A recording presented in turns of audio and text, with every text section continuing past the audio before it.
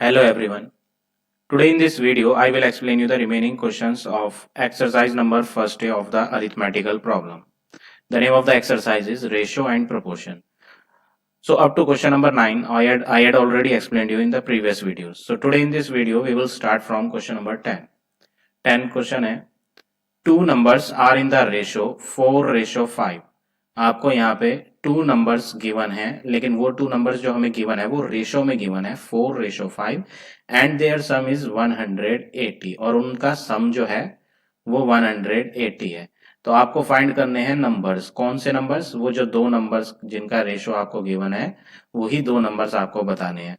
तो ऐसे क्वेश्चंस में आपको क्या करना होता है, सबसे पहले हमें यहाँ पर रेशो गिवन है दो नंबर्स का रेशो। तो सबसे पहले आप क्या करेंगे, रेशो ही लिखेंगे। क्वेश्चन नंबर 10 आपको यहाँ टू नंबर्स का रेशो गिवन था तो आप लिखेंगे first number ratio second number.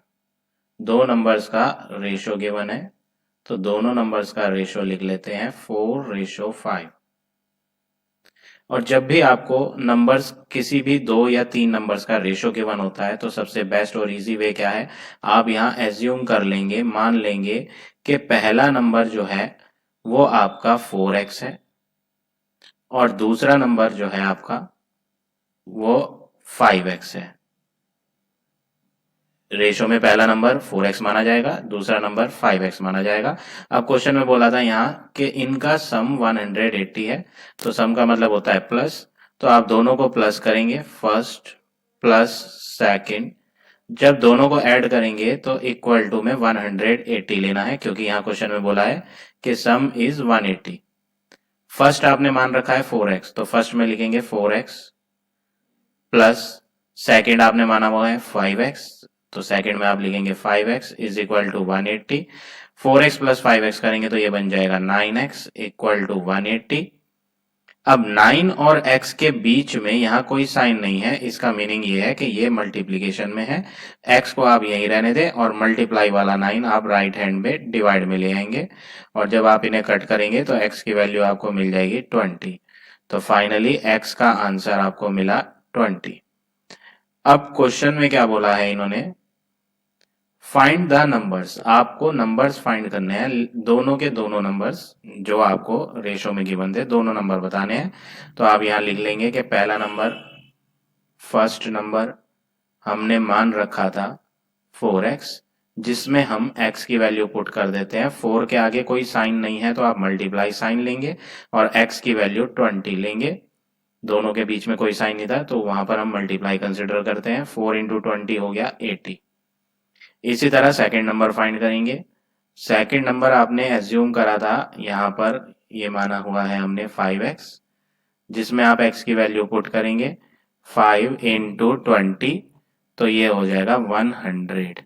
तो दोनों के दोनों नंबर हमने यहाँ फाइंड कर लिए हैं। फर्स्ट नंबर आपका 80 आ गया और सेकंड नंबर आपका 100 आ गया। तो इस तरह से ये क्वेश्चन नंबर 10 होगा। Now we will do question number 11th। 11th और 12th एग्जैक्टली सेम है तो हम देख लेते हैं कैसे होगा question number 11th। 11th question में आपका क्या बोला है, a number is divided in the ratio 15:8। यहां पर किसी एक नंबर को हमने बांट दिया है रेशो में। अब रेशो में आपको यहां पर साफ साफ दिखाई दे रहा है कि रेशो में दो चीज दी हैं 15:8। इसका मीनिंग ये है कि आपका जो सिंगल नंबर था आपने उसके जो है दो हिस्से करे हैं, दो पार्ट्स करे हैं। तो ये जो रेशो दे रखा है ये उन्हीं दो पार्ट्स का रेशो है। First part ratio, second part. Example जैसे कि हमने सपोज करो एक नंबर लिया 5, इस 5 के हम दो पार्ट कर देते हैं। वो दो पार्ट 1 और 4 भी हो सकता है क्योंकि 1 प्लस 4 मिलाकर क्या होता है 5 होता है। या फिर आपके पास ऑप्शन है कि आप 5 के जो दो पार्ट बनाना चाहते हैं पहला 2 ले लें और दूसरा 3 ले लें क्योंकि इनका सम भी क्या बैठता है 5। या फिर आपके पास ऑप्शन ये है कि पहला नंबर आप 3 ले लें और दूसरा नंबर क्या ले लें 2, दोनों सेम ही चीज है, जो यहाँ लिया था वो ही यहाँ है, बस फर्क इतना है उसमें हमने फर्स्ट नंबर जो ले रखा था 2 और यहाँ सेकंड नंबर 3, लेकिन इसमें हमने 3 और 2 लिया है। ठीक है, तो किसी भी नंबर को हमने यहाँ क्या करा है, दो हिस्सों में ब्रेक करा है। तो यहाँ पे मैंने आपको एग्जाम्पल दिया है 5 का, लेकिन क्वेश्चन में कौन सा नंबर हमने दो पार्ट्स में ब्रेक करा है वो गिवन नहीं है। तो ऐसे में आपको क्या करना है, नंबर तो आपको गिवन है नहीं कि कौन सा नंबर हमने 2 पार्ट्स में रेशो में ब्रेक करा है। तो हम ऐसे में क्या करते हैं, दो पार्ट्स तो पता है हमें रेशो में, पहला पार्ट रेशो दूसरा पार्ट 15:8 है। रेशो गिवन है तो आप यहां मान लेंगे कि पहला पार्ट आपका क्या है, जैसे मैंने क्वेश्चन नंबर 10 में बताया था रेशो है, तो आप पहला पार्ट मान सकते हैं 15x और दूसरा पार्ट मान सकते हैं 8x। ठीक है, तो ये जो भी नंबर था हमें नहीं मालूम किस किस नंबर को हमने 2 पार्ट्स में ब्रेक करा है, हमें नहीं मालूम वो कैसा नंबर है, लेकिन हमें जो दो पार्ट्स मिले हैं उनका रेशो पता था। तो रेशो पता था इसलिए मैंने पहला नंबर 15x मान लिया और दूसरा नंबर 8x मान लिया। अब इन्होंने ये बोला है कि सेकेंड पार्ट तो 56 है, जो दूसरा हिस्सा हमने बनाया है वो 56 है। क्वेश्चन कह रहा है, क्वेश्चन के according second part, according to question second part is 56, but हमने क्या लिखा हुआ है, सेकेंड पार्ट है 8x। चीज दोनों सेम है, ये हमारे अकॉर्डिंग सेकेंड पार्ट की वैल्यू है और ये क्वेश्चन के अकॉर्डिंग सेकेंड पार्ट की वैल्यू है, लेकिन चीज क्या है, चीज तो सेम ही है। ये भी सेकेंड पार्ट का आंसर है 56 और 8x भी सेकेंड पार्ट का ही आंसर है। तो हम यहाँ सेकेंड पार्ट के नीचे अपना वाला आंसर भी ले लेते हैं और इक्वल टू में राइट हैंड में क्वेश्चन वाला। इनको इक्वल क्यों ले रहे हैं हम, क्योंकि चीजें सेम है, ये भी सेकंड पार्ट का आंसर है और ये भी सेकंड पार्ट का आंसर है। तो फिर दिखाई भले से ये अलग पड़ रहे हो लेकिन चीज सेम है, इसलिए हम इन्हें आपस में क्या ले रहे हैं, इक्वल ले रहे हैं। एक्स की वैल्यू बनाएंगे, एक्स को अकेले बनाएंगे तो ये 8 मल्टीप्लाई से इधर डिवाइड में आएगा, 56 डिवाइड 8, 8 7 जा 56, तो एक्स का आंसर आपका बन जाता है 7। तो ये हमने एक्स फाइंड कर लिया। अब आपको फाइंड क्या करना था, वो कह रहा था फाइंड द नंबर। आप तो नंबर बताओ, जिस नंबर के हमने दो हिस्से करे थे वो नंबर बताओ। तो अभी तो हमारे पास दोनों हिस्से ही नहीं आए, हमारे पास सिर्फ एक ही हिस्सा है जो कि क्वेश्चन में गिवन था, सेकंड पार्ट। दूसरा हिस्सा क्वेश्चन कह रहा है 56 है, और जो एक हिस्सा और बचा हुआ है कौन सा, पहला हिस्सा, वो क्वेश्चन ने नहीं बताया कि कितना है, लेकिन मैंने यहाँ मान रखा था पहला हिस्सा 15x है, इसका यूज कर लेते हैं 15x। 15 और x के बीच में कोई साइन नहीं है तो 15 मल्टीप्लाई x की वैल्यू हम रखेंगे 7, 15 7 जा हो जाएगा 105।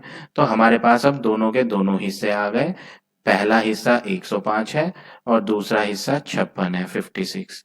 तो हमारे पास दोनों हिस्से आ गए हैं और ये दो हिस्से किसी एक नंबर से निकले थे, जैसे कि मैंने आपको एग्जांपल दिया था 5, 5 के दो हिस्से 1 और 4। तो ये जो 1 और 4 निकल रहा है ये कहाँ से निकल रहा है, इस 5 में से निकल रहा है, यानी कि अगर हम इन्हें ऐड करें तो वापस वही नंबर बन जाता है।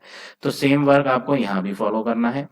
यहाँ पर आपको दो पार्ट्स पता चल गए हैं, पहला हिस्सा कितना था और दूसरा हिस्सा कितना था, लेकिन अभी नंबर नहीं पता चला, और नंबर आपको इजीली पता चल जाएगा। जो नंबर हमने ब्रेक करा था 2 पार्ट में, वो नंबर दोनों पार्ट्स को ऐड करके बन जाएगा। पहला हिस्सा कितना था प्लस दूसरा हिस्सा कितना था, अगर हम उन दोनों हिस्से को जोड़ दें तो हमारे पास वो वापस पूरा का पूरा नंबर मिल जाएगा।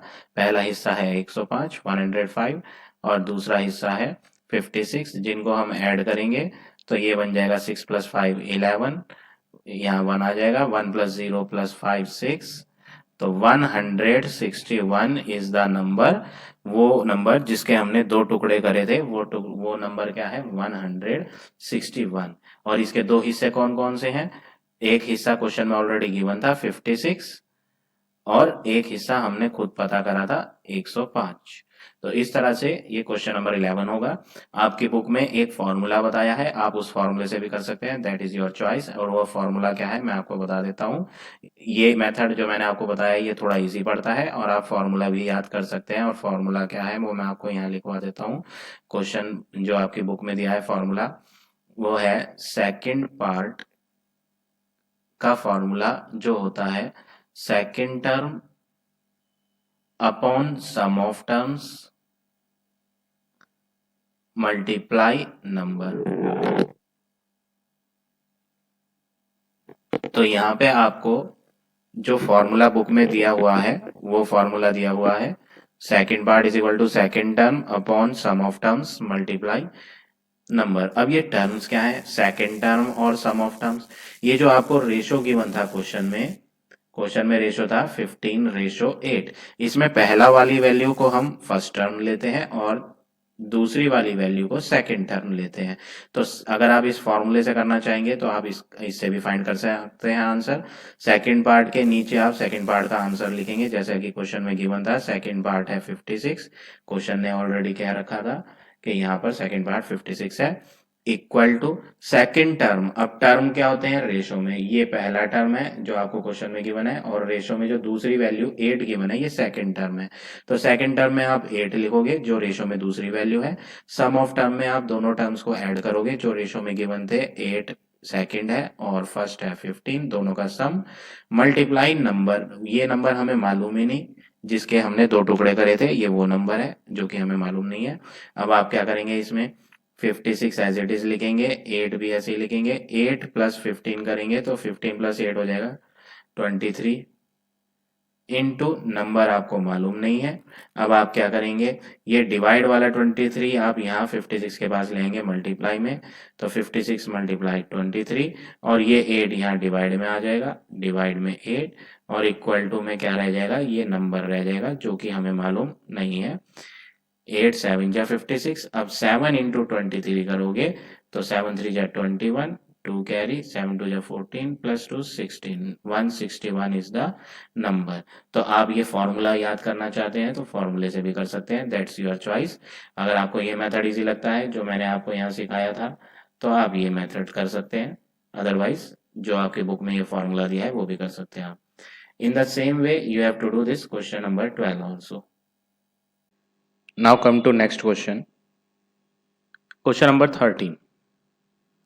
13 क्वेश्चन, यहां पर आपको बोला है the ratio of number of rose plants to that of the sunflower plant. यहां पर रेशो गिवन है रोज और सनफ्लावर के प्लांट्स का जो गार्डन में लगे हुए हैं 3:5।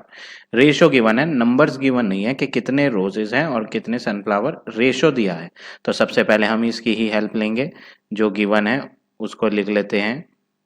यहाँ पर आपका क्वेश्चन नंबर 13 ये दिया है रेशो, तो सबसे पहले हम रेशो का साइन बनाते हैं। किस किस का रेशो है, रोज और सनफ्लावर्स का रेशो। रोज रेशो सनफ्लावर। अब हमने यहाँ पर रोज का नाम पहले लिखा है, सनफ्लावर का नाम बाद में लिखा है। ऐसा क्यों, क्योंकि क्वेश्चन में ही पहला नाम रोज का है और दूसरा नाम सनफ्लावर का है। तो ये बहुत इंपॉर्टेंट है जो आपको ध्यान रखना है, जल्दी जल्दी में मिस्टेक नहीं करेंगे। जिसका नाम पहले है उसमें रेशो में पहली वैल्यू उसी की होगी। जैसे यहाँ रोज प्लांट का नाम पहले है तो रेशो में पहली वैल्यू जो 3 दी है वो रोज की ही है।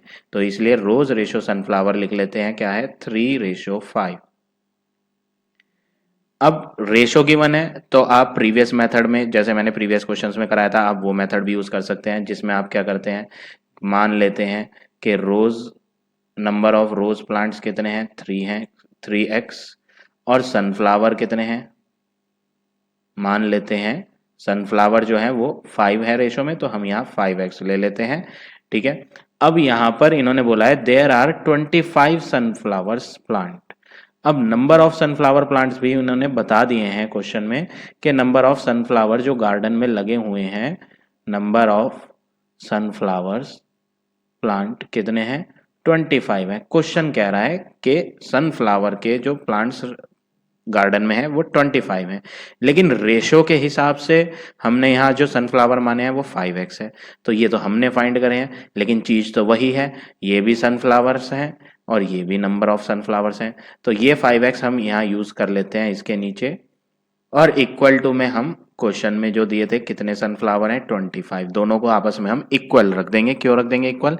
क्योंकि ये 25 भी नंबर ऑफ सनफ्लावर्स हैं और ये 5x भी नंबर ऑफ सनफ्लावर्स हैं। ये हमारे अकॉर्डिंग है 5x और ये क्वेश्चन के अकॉर्डिंग है 25। अब यहाँ से x को अकेले बना लेते हैं, 5 डिवाइड में आ जाएगा और फाइनली यहाँ पर हमारे पास x की वैल्यू 5 आ जाएगी। तो x की वैल्यू 5 फाइंड करने के बाद आपको फाइंड क्या करना था? Find the number of rose plants. आपको बताने थे नंबर ऑफ रोज प्लांट्स कितने हैं। तो नंबर ऑफ रोज प्लांट्स हमने रेशो में देखा था 3 था, जिसको हमने एज्यूम कर लिया था 3x। तो यहाँ पर आप लिखेंगे नंबर ऑफ रोज प्लांट्स कितने हैं? 3x है, ये हमने मान रखा था ऊपर, जिसमें हम x की वैल्यू यहाँ 5 पुट करेंगे। तो फाइनली हमारे पास नंबर ऑफ रोज प्लांट्स कितने आ जाएंगे? 15 आ जाएंगे। इस तरह से आप ये प्रीवियस वाले मेथड से ही क्वेश्चन नंबर 13 कर सकते हैं। सेम मेथड है, आपको कंफ्यूजन नहीं होगा। अदरवाइज आपके पास फॉर्मूले वाला मेथड भी है, आप वो भी कर सकते हैं। अदरवाइज एक मेथड और है जिसमें आप x ना मान करके भी कर सकते हैं। वो क्या है वो भी मैं आपको बता देता हूँ। अनदर मेथड, सेकंड मेथड जो है, बिना x माने कैसे करेंगे आप? अगर आपको x नहीं मानना तो भी कर सकते हैं आप। तो सबसे पहले हम रेशो लिख लेते हैं। क्वेश्चन में यहाँ रेशो दिया था, हमने यहाँ भी लिखा था रोज रेशो। रेशो को आप अपॉन फॉर्मेट में लिखो, रोज रेशो सनफ्लावर इक्वल 3/5। रोज अपॉन सनफ्लावर है 3/5। मैंने सिर्फ रेशो को हटाकर अपॉन लिखा है। रेशो का मतलब ही क्या होता है? Divide means upon. ये रेशो को हम हटाकर अपॉन भी लिख लिया करते हैं। अब सनफ्लावर क्वेश्चन में बोला था 25 सनफ्लावर्स हैं, तो आप यहाँ सनफ्लावर हटा देंगे डिनोमिनेटर में। ये जो डिनोमिनेटर में सनफ्लावर लिखा है इसे हटाकर आप यहाँ क्या रख लेंगे? 25। और न्यूमरेटर में क्या है? रोज, वो आप एज इट इज लिखें क्योंकि वो आपको फाइंड करना है। इक्वल टू में क्या है? 3/5। अब ये 25 डिवाइड से यहाँ आएगा तो मल्टीप्लाई हो जाएगा। तो लेफ्ट हैंड पे आपका क्या रह जाएगा? हम यहाँ लिख लेते हैं, लेफ्ट हैंड में हमारा रह जाएगा रोज। जो अपॉन में सनफ्लावर की वैल्यू 25 डाली थी वो अब हट जाएगी। 3/5, ये जो यहाँ डिवाइड में 25 है, ये आपका 25 राइट हैंड पे आ जाएगा और मल्टीप्लाई हो जाएगा। आप इसे कट करेंगे, 5 5 जा 25 और 3 इंटू 5 जब आप करेंगे तो फाइनली रोज प्लांट्स कितने आ जाएंगे? 15। तो ये हो गया आपका फाइनल आंसर। तो आप कोई सा भी मेथड कर सकते हैं। ये x वाला मेथड मैंने प्रीवियस क्वेश्चंस में भी बताया था आपको, तो आपको कंफ्यूजन ना हो इसलिए बेस्ट यही है कि आप ये वाला मेथड अप्लाई करें, क्योंकि हर क्वेश्चन में सेम मेथड अगर आप यूज करेंगे तो आपको कंफ्यूजन नहीं होगा। So like this you have to do question number 13। 14th भी बिल्कुल आपका एग्जैक्टली सेम है जैसा मैंने आपको क्वेश्चन नंबर 13 बताया है। Now come to next question, question number 15। Which ratio is greater in each pair of the ratios? कौन सा रेशो यहाँ पर ग्रेटर है? तो सबसे पहले पार्ट नंबर सेकंड करते हैं। फर्स्ट पार्ट इजी है, जब आप सेकंड समझेंगे तो फर्स्ट आप अपने आप ही कर सकते हैं। तो हम स्टार्ट करते हैं सेकंड पार्ट से। सेकंड पार्ट में आपसे पूछ रहा था कौन सा रेशो ग्रेटर है, आपको ये बताना है। तो सबसे पहले तो आप यहाँ रेशो लिखेंगे। पहला रेशो दिया है 2/1/2 रेशो 1/3। ये पहला रेशो है, जो कि ये रेशो यहाँ सिंपलेस्ट फॉर्म में नहीं है। सबसे पहले तो आप इस रेशो को जो क्वेश्चन में गिवन है सिंपलेस्ट फॉर्म में बदलें। अब सिंपलेस्ट फॉर्म कैसी होती है? सिंपलेस्ट फॉर्म तो इस तरह से होती है जैसे कि यहाँ आपको पार्ट नंबर फर्स्ट में दी हुई है, ये सिंपलेस्ट फॉर्म कहलाती है। ये थोड़ी कॉम्प्लिकेटेड सी दिखाई पड़ रही है, इसमें मिक्स्ड फ्रैक्शन भी आ रहा है, रेशो भी आ रहा है, फ्रैक्शन ये खुद एक फ्रैक्शन है 1/3 भी। तो ये थोड़ी कॉम्प्लिकेटेड सी दिखाई पड़ रही है, हम इसे सिंपल बनाते हैं जैसे कि यहाँ फर्स्ट पार्ट में दिया था, तो इसीलिए हम इसे सिंपलेस्ट फॉर्म बोल रहे हैं। थोड़ा सा सिंपल बनाते हैं इसे। तो मिक्स्ड फ्रैक्शन चेंज कर लेते हैं, 2 2 जा 4 + 1 5/2 रेशो 1/3। ये रेशो यहाँ डिवाइड का काम करता है और आपको अच्छे से पता है रेशो मीन्स डिवाइड होता है, और जब आप डिवाइड के साइन को मल्टीप्लाई में चेंज करते हो, इस डिवाइड के साइन को, तो राइट हैंड साइड का नंबर रेसिप्रोकल हो जाता है। 1/3 ना लिख के 3/1 लिखेंगे और रेशो आपका 15:2 बन जाएगा। सिंपल बन गया जैसा कि हम चाह रहे थे, 15:2। ये एक सिंपल आ गया रेशो। अब बात करें दूसरे रेशो की, दूसरा रेशो तो ऑलरेडी सिंपल है 17:2। तो अब हमारे पास दोनों के दोनों रेशो आ गए। पहला रेशो क्या है, पहला रेशो 15/2 है और दूसरा रेशो 17/2। अब आपको ये बताना है कि कौन सा इनमें से ग्रेटर है। अगर आपको ग्रेटर या स्मॉलर बताना होता है, सबसे पहला काम है डिनोमिनेटर सेम बनाओ। यहाँ ऑलरेडी सेम बने हुए हैं तो हमें बनाने की जरूरत ही नहीं। अब आप इजीली देखकर बता सकते हो, जब भी डिनोमिनेटर सेम होता है तो इजीली हम देखकर बता सकते हैं कौन सा ग्रेटर है और कौन सा स्मॉलर है। तो यहाँ पर ग्रेटर रेशो आपका वो है जिसमें न्यूमरेटर में ग्रेटर आ रहा है नंबर। तो ग्रेटर रेशो आपका 17:2 हो गया। पहला रेशो आपका छोटा है क्योंकि उसका आंसर 15:2 आ रहा है। तो इस तरह से ये पार्ट नंबर सेकंड करेंगे। अब बात करते हैं पार्ट नंबर थर्ड की। थर्ड पार्ट में आपको यहां बोला है 1/7 रेशो 1/4। ये पहला रेशो है, ये एक सिंपलेस्ट फॉर्म नहीं है, फ्रैक्शंस आ रहे हैं इसमें, तो हम इसे सिंपलेस्ट फॉर्म में करते हैं 1/7।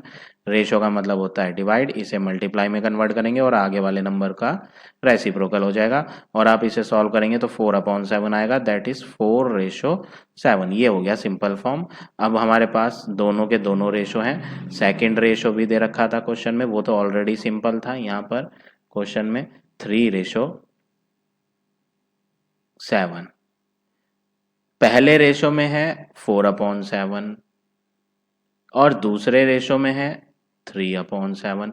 डिनोमिनेटर दोनों के सेम ही है, तो आप इजीली देखकर बता सकते हो कि ग्रेटर कौन सा है। ग्रेटर है 4/7। अब ये 4/7 जो है, क्वेश्चन में तो 4/7 कहीं है ही नहीं, अगर आप ध्यान से देखें, ना तो ये रेशो 4/7 है ना ये 4/7 है। तो ये 4/7 हमने खुद बनाया था, किसकी हेल्प से बनाया था, इस फर्स्ट वाले रेशो की। तो यहाँ पर इक्वल टू लगा के आप एक्चुअल वैल्यू भी लिखेंगे जो क्वेश्चन में गिवन थी। 4/7 की एक्चुअल वैल्यू जो क्वेश्चन में गिवन थी 1/7 रेशो 1/4। तो यहाँ पर ग्रेटर वाला आपको पता चल गया कौन सा ग्रेटर है, 1/7 रेशो 1/4। इसी तरह से आप ये क्वेश्चन नंबर 16 भी करेंगे, मैं आपको करके दिखा देता हूँ। क्वेश्चन नंबर 16 कैसे होगा। 16 क्वेश्चन है आपका, which of the following ratio is greatest. तो आपको यहाँ 3 रेशो दिए हैं। पहला रेशो क्या है, 2/3। ये एक ऑलरेडी सिंपलेस्ट फॉर्म है, इसे कुछ नहीं करना आपने। दूसरा रेशो देख लेते हैं। दूसरा रेशो है 4/5 रेशो 1। इस 1 के डिनोमिनेटर में कुछ नहीं है, तो यहाँ पर आप डिनोमिनेटर में क्या ले लेंगे, 1 ले लेंगे। अब रेशो का मतलब क्या होता है, ये जो बीच में रेशो है ये डिवाइड होता है। इसको जब आप मल्टीप्लाई में कन्वर्ट करोगे तो राइट हैंड साइड वाला नंबर रेसिप्रोकल हो जाता है। तो डिवाइड को मल्टीप्लाई बनाया। अब 1/1 का रेसिप्रोकल क्या होगा, वही होगा। 1/1 का रेसिप्रोकल तो वही होता है। और फाइनली जब हमने इसे सॉल्व करा तो सेकंड रेशो भी हमें सिंपलेस्ट मिल गया 4:5। और बात करें थर्ड रेशो की, थर्ड वाला रेशो भी हमें सिंपलेस्ट फॉर्म में कन्वर्ट करना पड़ेगा, जो कि यहाँ गिवन नहीं है सिंपलेस्ट फॉर्म में। 2 के नीचे कुछ नहीं है तो हम 1 लेंगे। अब 3/2 रेशो डिवाइड होता है, जिसको हम मल्टीप्लाई बनाएंगे। अब 2/1 का हो जाएगा 1/2। अब 3 इंटू 1 3 होगा, 2 इंटू 2 4 होगा। तो थर्ड रेशो भी आ गया सिंपलेस्ट फॉर्म, सेकंड भी आ गया, फर्स्ट भी आ गया। तीनों रेशोस को हम यहाँ कॉमा लगा कर लिख लेते हैं।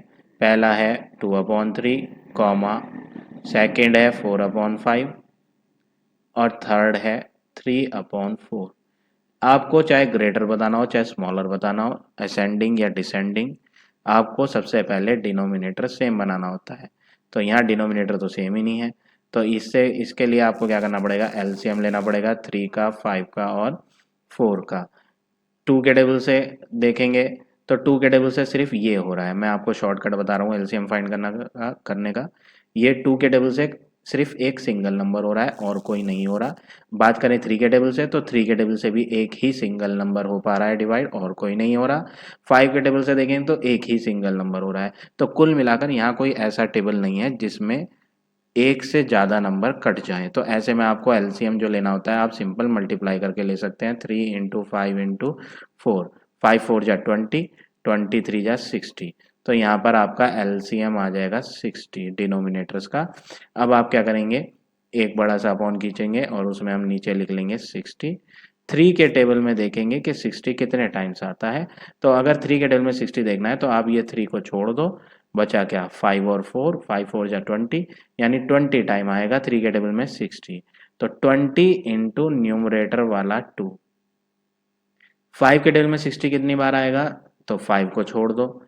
जब आप 5 को छोड़ दोगे तो 4 और 3 लोगे, 4 3 जा 12, यानी 12 टाइम्स आएगा। उसकी हम ऊपर वाले 4 से मल्टीप्लाई कर देंगे।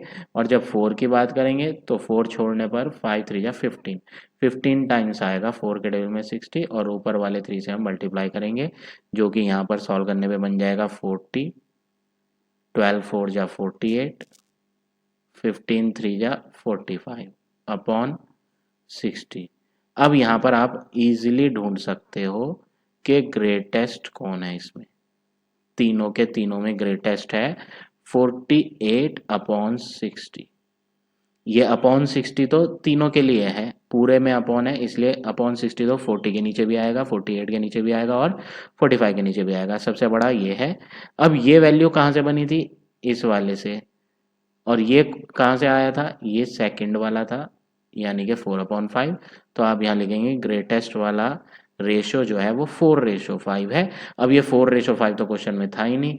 क्वेश्चन में तो 4/5 जो हमने बनाया था वो कहाँ से बनाया था, सेकंड वाले से बनाया था। सेकंड वाला ये है आपका। तो एक्चुअली जो हमारा करेक्ट आंसर है वो 4/5/1 है। तो ये हो गया आपका फाइनल आंसर।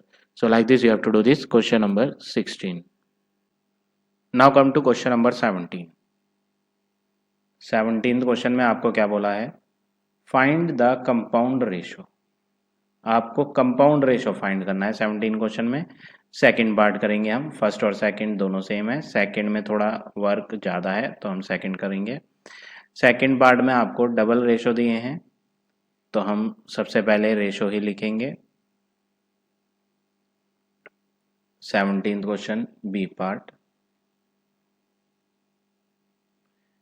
पहला रेशो दिया है 14/9। मैंने रेशो को अपॉन बना दिया है, रेशो का मतलब ही क्या होता है, अपॉन ही होता है। एंड दूसरा वाला आपको एंड के बाद जो दिया है वो सिंपलेस्ट फॉर्म में नहीं दिया है। तो सबसे पहला वर्क तो हमारा यही होता है कि आप रेशो को, ये इतना बड़ा बड़ा फ्रैक्शन सा दे रखा है, लेफ्ट हैंड पे भी रेशो के फ्रैक्शन है, राइट हैंड पे भी फ्रैक्शन है, तो आप इसे सिंपलेस्ट फॉर्म में बदलोगे। तो पहले वाले में तो आपने कोई चेंज करना ही नहीं। और बात करें दूसरे वाले की, तो आप रेशो को मल्टीप्लाई बनाओगे और राइट साइड वाले नंबर को रेसिप्रोकल करोगे। तो फाइनली पहला आ जाएगा 14/9 एंड दूसरा आ जाएगा 3/7। अब आपको कंपाउंड रेशो बताना है।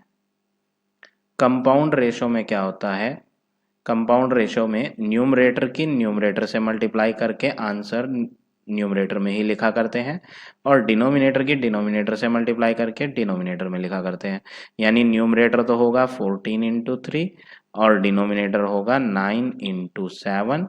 7 से 14 कटेगा 2 टाइम्स, 3 से 9 कटेगा 3 टाइम्स, और फाइनली 2/3 मिल जाएगा। यानी कि करेक्ट आंसर कंपाउंड रेशो का 2/3 हो गया। तो इस तरह से आपको पार्ट नंबर फर्स्ट भी करना है। Now we will do next question 18th। 18th question में आपका क्या दिया है, दोनों पार्ट आपके सेम है, बस आपका यहाँ पे थोड़ा कॉम्प्लिकेटेड सा दे रखा है फ्रैक्शन। तो आपका सबसे पहला का काम क्या होता है, सबसे पहले तो यही होता है कि आप रेशो को थोड़ा सा सिंपलेस्ट फॉर्म में करें। तो मैं आपको काफ़ी क्वेश्चंस करा चुका हूँ सिंपलेस्ट फॉर्म करने के, तो इस बार हम सिंपल ए फर्स्ट पार्ट करते हैं। फर्स्ट पार्ट में क्या दिया है, A/B 2/5 है। तो ये तो ऑलरेडी सिंपलेस्ट फॉर्म है, अगर नहीं होती सिंपलेस्ट फॉर्म तो हम इसे सिंपलेस्ट में कन्वर्ट करते हैं, बट ये ऑलरेडी सिंपलेस्ट फॉर्म है, हम इसे अपॉन में लिख लेते हैं A/B 2/5। और दूसरे रेशो की बात करें, दूसरा रेशो है B/C 4/7। अब आप यहाँ ऑब्जर्व करेंगे, चाहे वो पहला रेशो हो चाहे वो दूसरा रेशो हो, B एक ऐसा अल्फ़ाबेट है जो दोनों में आ रहा है, पहले में भी आ रहा है और दूसरे में भी आ रहा है। लेकिन अगर वैल्यू देखें तो बी की वैल्यू यहाँ तो दे रखी है 5 और यहाँ दे रखी है बी की वैल्यू 4। अब जब क्वेश्चन एक है, पार्ट भी एक ही है और अल्फ़ाबेट भी एक ही नेम्स के हैं, तो फिर वैल्यू डिफरेंट क्यों? तो ऐसे में आपको क्या करना पड़ेगा, पहले तो आप b की वैल्यू सेम बनाओगे। अब b की वैल्यू सेम बनाने के लिए आपको लेना पड़ेगा एलसीएम 5 और 4 का। तो जब आप एलसीएम लिखोगे 4 और 5 का तो वो आ जाएगा आपका 20। 5 और 4 का एलसीएम होता है 20। यहाँ लिख लेंगे हम एलसीएम ऑफ 5 एंड 4।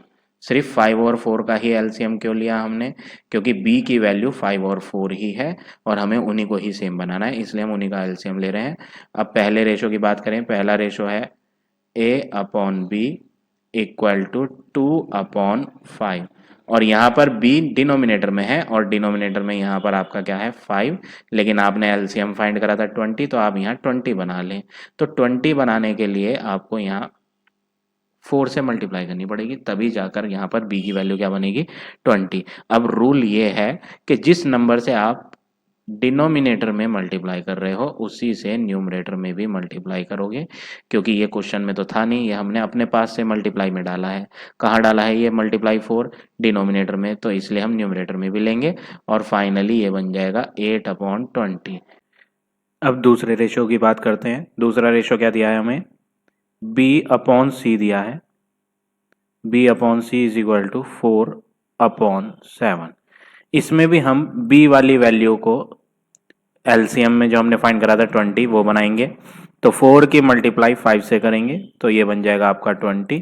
तो न्यूमरेटर में अगर 5 से मल्टीप्लाई करेंगे तो डिनोमिनेटर में भी 5 से ही करेंगे। तो ये हो जाएगा 4 5 जा 20 और नीचे आ जाएगा 7 5 जा 35। तो यहाँ पर हमारा जो बन गया है b अपॉन सी का आंसर 20 अपॉन 35।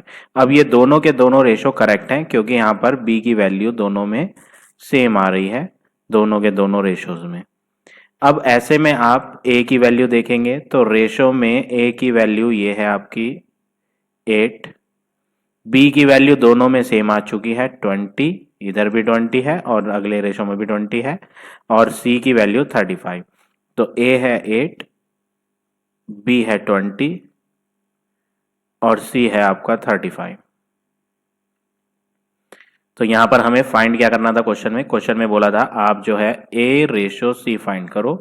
तो a रेशो c का आंसर हो जाएगा 8 रेशो 35। अगर आप इनको कट कर सकते हैं तो आप इसे सिंपलेस्ट फॉर्म में कन्वर्ट करेंगे, बट हम इसको कोशिश भी करेंगे 8 और 35 को सेम टेबल से कट करने की, तो ये कट नहीं होगा किसी भी टेबल से। तो फाइनली जो आपका आंसर a रेशो c का हो गया वो हो गया 8 ratio 35। So like this you have to do part number second also. Now come to next question. Next question है आपका question number 19। a ratio b आपको गिवन है 4 रेशो 7 और b रेशो c गिवन है 5 रेशो 3। और आपको जो यहाँ फाइंड करना है वो फाइंड करना है a ratio b ratio c। बिल्कुल सेम है जैसा हमने क्वेश्चन नंबर 18 में करा था। तो फर्स्ट पार्ट सॉल्व करके देखते हैं। फर्स्ट पार्ट में आपको यहाँ पर गिवन है a रेशो b की वैल्यू, अपॉन की फॉर्मेट में लिखते हैं a upon b is equal to 4 upon 7। और सेकेंड रेशो आपको गिवन है b upon c equal 5 upon 3। दोनों रेशोज में b आ रहा है लेकिन वैल्यू डिफरेंट आ रही है। फर्स्ट रेशो में b की वैल्यू 7 और सेकंड रेशो में b की वैल्यू 5। तो आपको यहाँ पर एलसीएम लेना पड़ेगा, एलसीएम ऑफ 7 एंड 5। तो 7 और 5 का जब आप एलसीएम लेंगे तो एलसीएम बनेगा 35, जिसका मीनिंग ये है आप फर्स्ट रेशो में भी b की वैल्यू 35 बनाएंगे और सेकंड रेशो में भी b की वैल्यू 35 बनाएंगे। तो यहाँ b की वैल्यू 7 दी है, 35 बनाने के लिए हमें इसे 7 की मल्टीप्लाई 5 से करनी पड़ेगी। तो न्यूमरेटर की भी मल्टीप्लाई 5 से करेंगे तो ये बन जाएगा 20 अपॉन 35।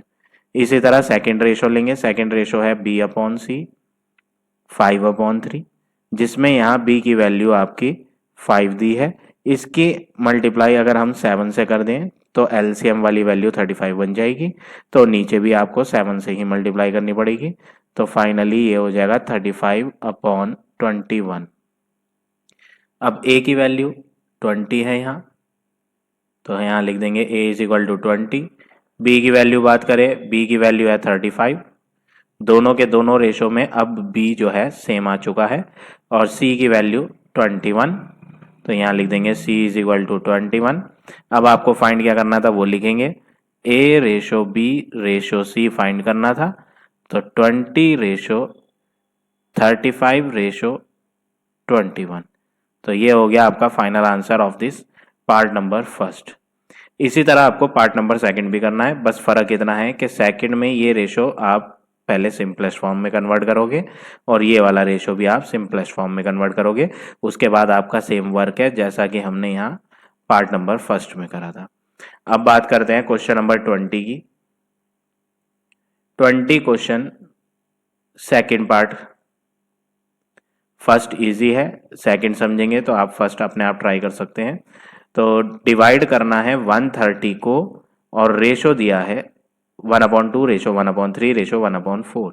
तो यहाँ पर 130 को जो हमें डिवाइड करना है, इस रेशो को देख के पता चल रहा है कि इसके 130 के जो हमें 3 पार्ट्स करने हैं, 3 हिस्से करने हैं, क्योंकि रेशो में ही क्या दे रखे हैं, 3 दे रखे हैं, 1/2 1/3 और 1/4। तो हम 130 के 3 पार्ट्स करना चाह रहे हैं, तो first part ratio, second part ratio, third part. 3 parts का रेशो दिया है 1/2 रेशो 1/3 रेशो 1/4। अब ये रेशो सिंपलेस्ट फॉर्म में नहीं दिया हुआ है, तो हम पहले इसे सिंपलेस्ट फॉर्म में चेंज करेंगे। तो सिंपलेस्ट फॉर्म में चेंज करने के लिए अगर आप यहाँ ऑब्जर्व करें, यहाँ डबल रेशो आ रहे हैं क्वेश्चन में, 2 बार रेशो का साइन लगा हुआ है। तो ऐसे में आप पहले एलसीएम लेंगे डिनोमिनेटर वाली वैल्यू का, एलसीएम ऑफ 2 3 एंड 4। तो एलसीएम जब आप लेंगे 2 3 और 4 का, तो वो आपका बनेगा 12, जिसका मीनिंग ये है अगर आप रेशो सिंपलेस्ट फॉर्म में करना चाह रहे हो तो सबकी मल्टीप्लाई 12 से कर दो। पहला था 1/2, तो 1/2 की मल्टीप्लाई 12, रेशो 1/3 की भी मल्टीप्लाई 12 से, रेशो 1/4 की भी मल्टीप्लाई 12 से। नेक्स्ट स्टेप, आप इनको कट कर सकते हो, कैंसिल कर सकते हैं। 2 6 जा 12, 3 4 जा 12 और 4 3 जा 12।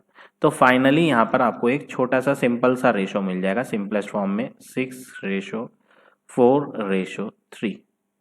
अब इन्होंने बोला था 130 को आप डिवाइड करें, डिवाइड का मतलब बांट दें 3 हिस्सों में, और 3 हिस्से कौन से हैं वो हमने यहाँ रेशो सिंपलेस्ट फॉर्म में कर लिया है, 6 4 और 3। तो जब भी रेशो होता है तो एक्स वाला मेथड मैंने आपको सिखाया हुआ है। मान लो कि पहला पार्ट जो है रेशो से हटकर 6x माना जाएगा, दूसरा पार्ट आप मान लेंगे 4x, और तीसरा पार्ट आप मान लेंगे, third part 3x।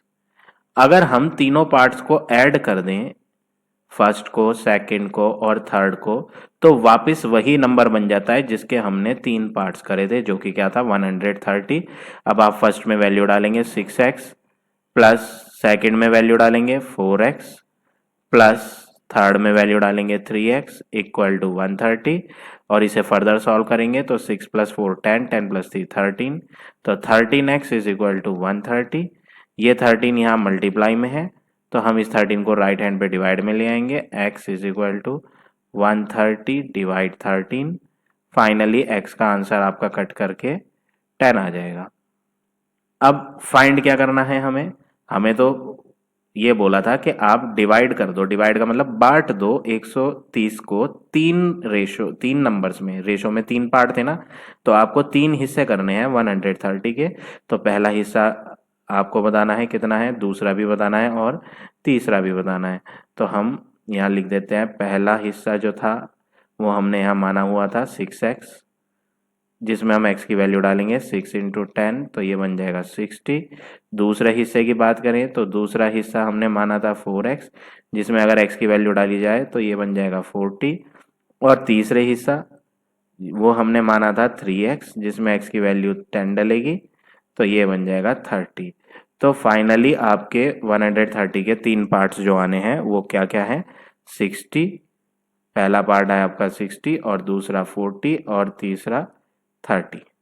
So like this you have to do question number 20 second part. First part भी बिल्कुल सिमिलर है। Now we will come to next question. Question number 21। Divide करेंगे 1,08,000 रुपीज रमा, अनु और बैनी के बीच में 15:10:2 में।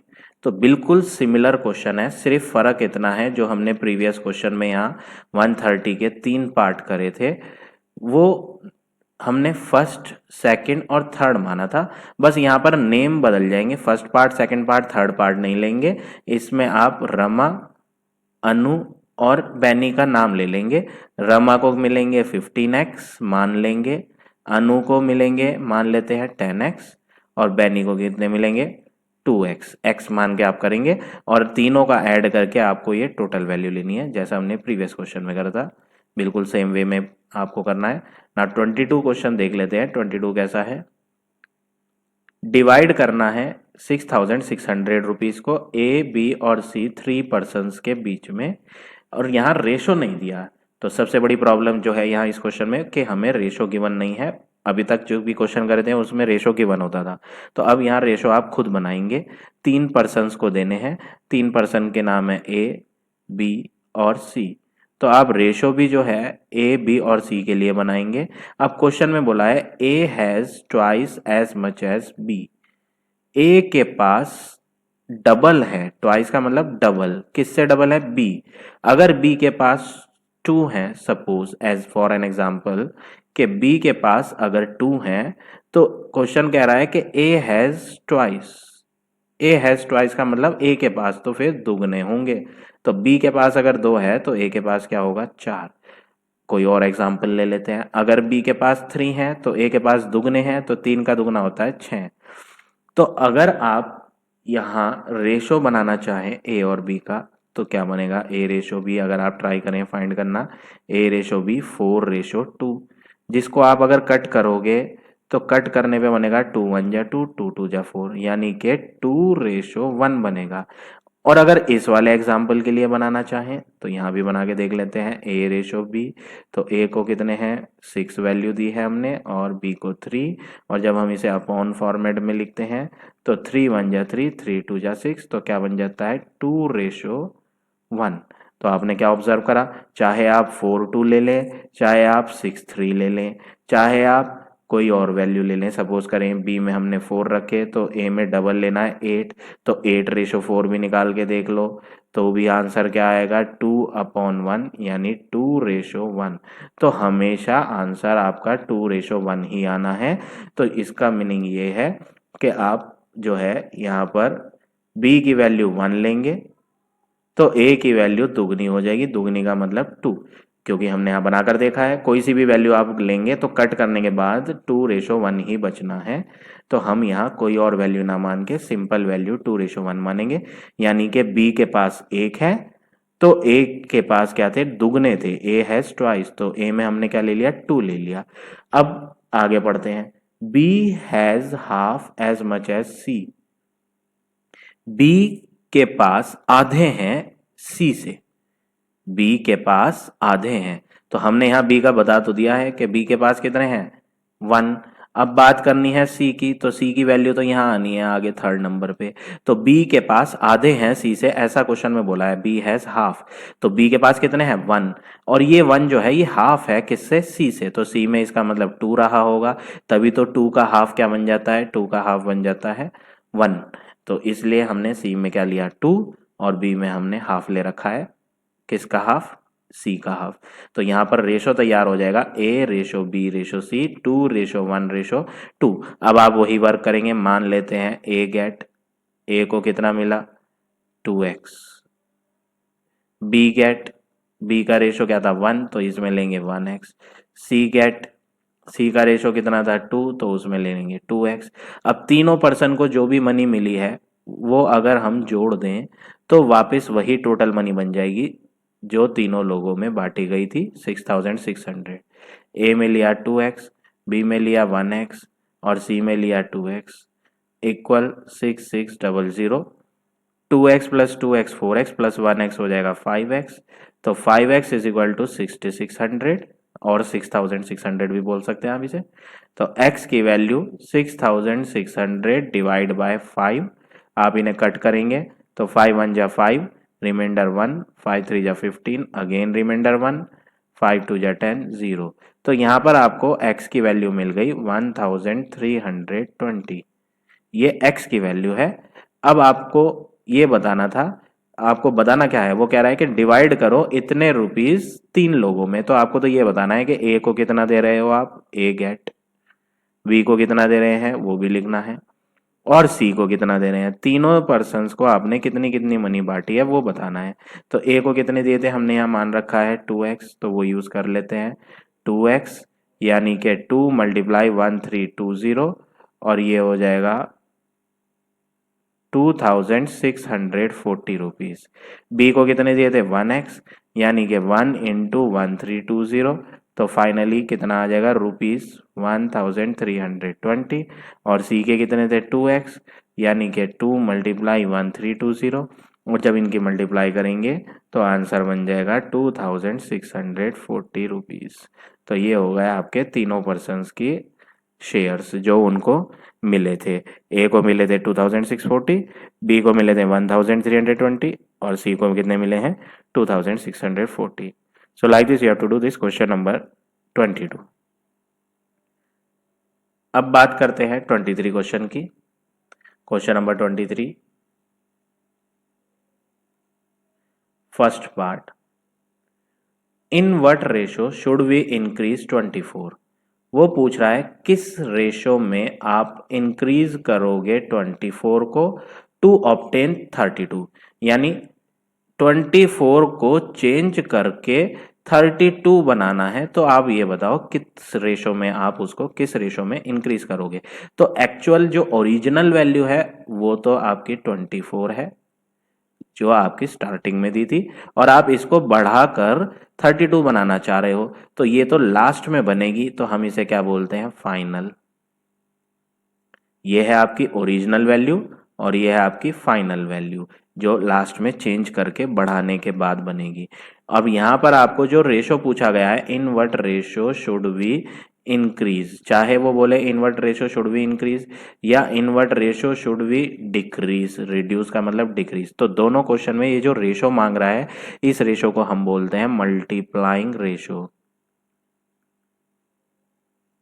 मल्टीप्लाइंग रेशो, तो मल्टीप्लाइंग रेशो कब बनता है, जब हम किसी नंबर को इंक्रीज करते हैं या किसी नंबर को डिक्रीज करते हैं। तो जिस रेशो में इंक्रीज या डिक्रीज करते हैं उस रेशो को हम मल्टीप्लाइंग रेशो बोलते हैं।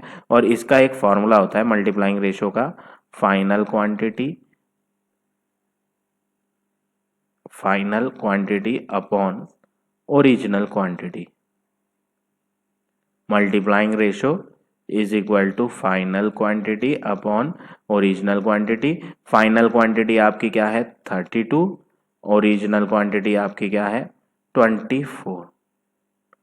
तो आपने इनको लिखा और इन्हें फर्दर कट करा, तो ये हो जाएगा 8 के टेबल से कट कर लेते हैं, 8 3 जा 24, 8 4 जा 32। सो फाइनली यहाँ पर हमें मिल जाएगा मल्टीप्लाइंग रेशो इज 4:3। तो इसी तरह आपको पार्ट नंबर सेकंड भी करना है। Now come to question number 24। 24 question first part, reduce करेंगे 105 को। रिड्यूस का मतलब होता है डिक्रीज, डिक्रीज करना है, घटाना है। किसको घटाना है 105 को। जैसा क्वेश्चन नंबर 23 में था बिल्कुल सेम यही है, उसमें भी हमने यही करा था, किस रेशो में आप इंक्रीज करेंगे 24 को। और दूसरे पार्ट में क्या था, किस रेशो में हम घटाएंगे रिड्यूस करेंगे किसको 100 को। यहाँ भी वही है, बस यहाँ पर थोड़ा सा चेंज है क्वेश्चन में, यहाँ पर भी हम रिड्यूस ही कर रहे हैं। रिड्यूस का मतलब घटा रहे हैं, किसको घटा रहे हैं 105 को घटा रहे हैं। यानी आपके पास नंबर जो था वो तो था 105, लेकिन आपने इसको कम कर दिया, और कम करके जो बनाई वो वैल्यू होती है फाइनल वैल्यू जो बाद में बनी। वो आपको तो पता ही नहीं कि फाइनल वैल्यू क्या है। एक्चुअल में ओरिजिनल वैल्यू क्या दी हुई थी, ओरिजिनल वैल्यू तो 105 दी हुई थी, और इसको घटाने के बाद एक नया नंबर बनाना है जो हमें पता करना है, और रेशो दे रखा है 3:5। तो चाहे आप घटाओ चाहे आप बढ़ाओ, तो जिस रेशो में घटाया या बढ़ाया जाता है उसको हम क्या बोलते हैं, मल्टीप्लाइंग रेशो। तो यहाँ पर मल्टीप्लाइंग रेशो दिया है 3:5। रेशो का मतलब क्या होता है, अपॉन। मैंने इसे अपॉन में लिख दिया रेशो का साइन ना लगा करके। अब मल्टीप्लाइंग रेशो के नीचे आप इसका फॉर्मूला लिख लो। मल्टीप्लाइंग रेशो का फॉर्मूला क्या होता है, फाइनल क्वांटिटी तो ऊपर ली जाती है न्यूमरेटर में, अपॉन ओरिजिनल क्वांटिटी नीचे ली जाती है। Final quantity upon original quantity is 3/5। अब कभी कभी क्या होता है, क्वेश्चन में हमें रेशो को बदलना पड़ जाता है। क्वेश्चन में दिया तो था 3:5, लेकिन कभी कभी हम 3:5 ना यूज करके 5:3 यूज करते हैं। दिया था 3/5 और यूज करना पड़ गया 5:3। ऐसा कब होता है, ऐसे आपको क्वेश्चन में ध्यान रखना है। आप यहाँ मल्टीप्लाइंग रेशो का फॉर्मूला क्या लगा रहे हो, मल्टीप्लाइंग रेशो का फॉर्मूला लगा रहे हो फाइनल अपॉन ओरिजिनल। अब फाइनल अपॉन ओरिजिनल में आपको ये देखना है कौन सी वैल्यू बड़ी आएगी और कौन सी वैल्यू छोटी आएगी, उसी के अकॉर्डिंग रेशो भी लिया जाएगा।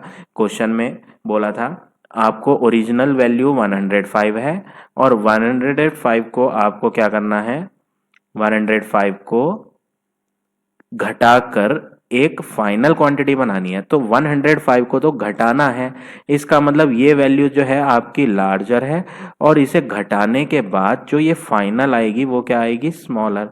तो इसी से पता चल जाएगा कि रेशो आपको 3:5 लेना है या 5:3 लेना है। तो फाइनल आपको स्मॉलर लेनी है, हमने यहाँ पता करा कि फाइनल तो स्मॉलर आएगी, यानी फाइनल वाले के सामने न्यूमरेटर में स्मॉलर वैल्यू होनी चाहिए और ओरिजिनल में बड़ी होनी चाहिए, यानी कि ये रेशो हमें चेंज नहीं करना, हम इसे 3:5 ही लेंगे, 5:3 नहीं लेंगे। अब हम इसमें वैल्यू पुट कर देंगे, यहाँ पर वैल्यू पुट करते हैं। फाइनल क्वांटिटी की बात करें तो फाइनल क्वांटिटी न्यूमरेटर में डलेगी, हमें मालूम ही नहीं है, हम इसे एज इट इज लिख देते हैं, we don't know the value of final quantity, upon original quantity आपको मालूम है, ओरिजिनल क्वांटिटी है 105। तो यहाँ डिनोमिनेटर में हम ओरिजिनल क्वांटिटी जैसे फॉर्मूले में नीचे लिखा था, तो हम इसे हटा के इसकी वैल्यू डाल देते हैं। इक्वल टू में है आपका 3/5, नीचे वाला 105 यहाँ क्रॉस मल्टीप्लाई से मल्टीप्लाई हो जाएगा, तो 3/5 मल्टीप्लाई 105, और लेफ्ट हैंड पे क्या रह जाएगा, फाइनल क्वांटिटी, फाइनल क्वांटिटी। अब 5 से 105 कट करेंगे, 5 2 जा 10, 5 1 जा 5, तो इसे कट करके क्या बन जाएगा, 63। तो यहाँ पर हमारे पास नंबर क्वेश्चन में बोला था 105 है, तो 105 को घटाकर आपने क्या बना दिया, 63 बना दिया। तो फाइनल आंसर आपका क्या हो गया, 63 हो गया। Like this you have to do this part number second also. So now this exercise is over. So remaining questions you have to practice by yourself. In the next video, I will give you the next exercise.